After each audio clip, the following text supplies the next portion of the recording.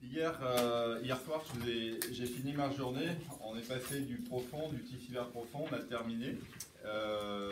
Et j'ai voulu planter le décor avec l'intérêt des points neuroénergétiques. Alors, dans ce que j'appelle les points neuroénergétiques, il y a des zones réflexes qu'on appelle les points d'acupuncture. Ce sont les plus petits points que nous utilisons.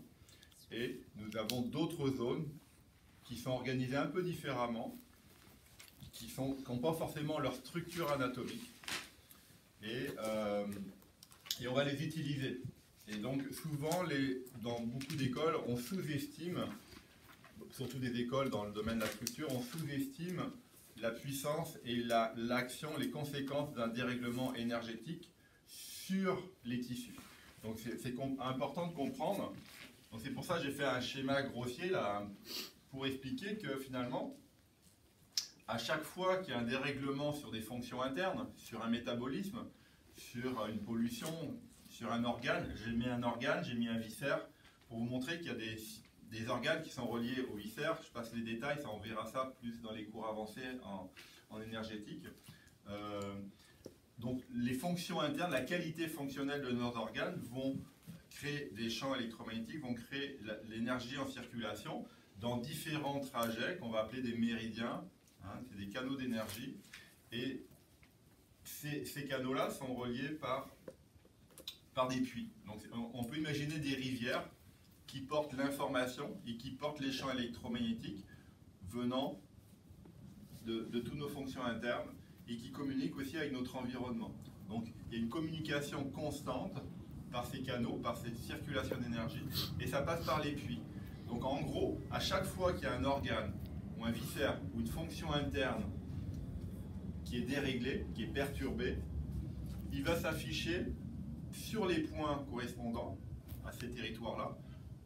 Donc on va appeler les points cutanés chinois, hein, les points que les acupuncteurs utilisent par exemple. Il va s'afficher un dérèglement qui va entraîner un mouvement de torsion hélicoïdale, spiralée, sur les points correspondant au dérèglement interne.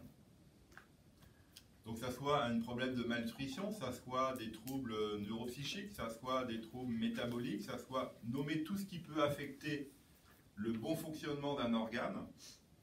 Nécessairement, s'il y a un dérèglement ici qui n'est pas résolu, il y aura des perturbations sur les points, donc en surface de la peau. On va pouvoir mesurer l'état de nos fonctions internes en fonction de ce qu'il y a sur la peau, des points, ce que j'appelle neuroénergétiques. Ce sont les points d'acupuncture qu'on utilise. Nous, on va utiliser nos doigts. Voilà. Mais ce qui est intéressant, c'est de comprendre que lorsqu'il y a donc une fonction interne qui est perturbée, nécessairement, lui va être perturbé, il va se manifester dans un mouvement de perturbation, il va resserrer sa colonne torsadée, ici, et nécessairement, ça va créer un pivot dans un axe perpendiculaire à la peau, ça c'est la peau, ça va créer un pivot.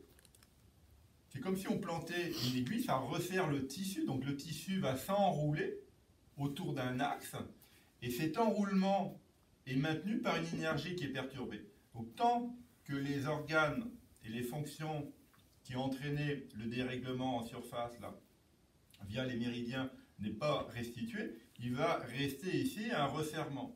Et ce resserrement dans cet axe-là va entraîner sur les muscles, sur les fascias, sur tous les tissus mous, sur tout le conjonctif, des forces comme ça. Et nécessairement, s'il y a d'autres tissus en périphérie, c'est-à-dire imaginons un os ici, ou un autre fascia, ces mêmes structures vont être déréglées et vont sortir de leur axe de mobilité. Donc on peut imaginer une vertèbre qui est au bout ici. Mais tant que je vais la perturbation qui est ici, tout le travail que je vais faire sur la mobilité de la vertèbre, sur la restitution des tensions ligamentaires ou l'équilibre des muscles qui maintiennent cette vertèbre, ça ne tiendra pas tant que je n'ai pas restitué l'équilibre de ce point-là. Donc tant que je n'ai pas corrigé le déséquilibre des fonctions internes qui se manifestent sur la peau via le point d'énergie. Donc, il faut comprendre, un point d'énergie, ce n'est pas juste une histoire virtuelle, ce n'est pas une histoire ésotérique, c'est un mouvement de l'énergie qui va entraîner un mouvement tissulaire, et ce mouvement tissulaire va créer un pivot, va créer un point de fixation autour duquel ça va créer des tensions qui vont s'exercer sur toutes les structures périphériques, mais les structures aussi entre la surface et la profondeur. Donc on pourrait imaginer que même les structures sous-jacentes vont être déréglées à cause de ce pivot-là. Donc quand on va stimuler ça, on va voir comment en pratique on va stimuler ça. On va nécessairement redonner un message aux fonctions internes pour ramener de l'équilibre. Mais en même temps, on va détendre ce pivot-là qui va se transmettre par un équilibre des forces tissulaires et relâcher les structures périphériques qui sont directement ou indirectement reliées à ça. Vous voyez la boucle? Fonction interne, point d'acupuncture, incidence du point d'acupuncture sur les structures qui agissent sur le dérèglement des structures. Comprenez le mécanisme?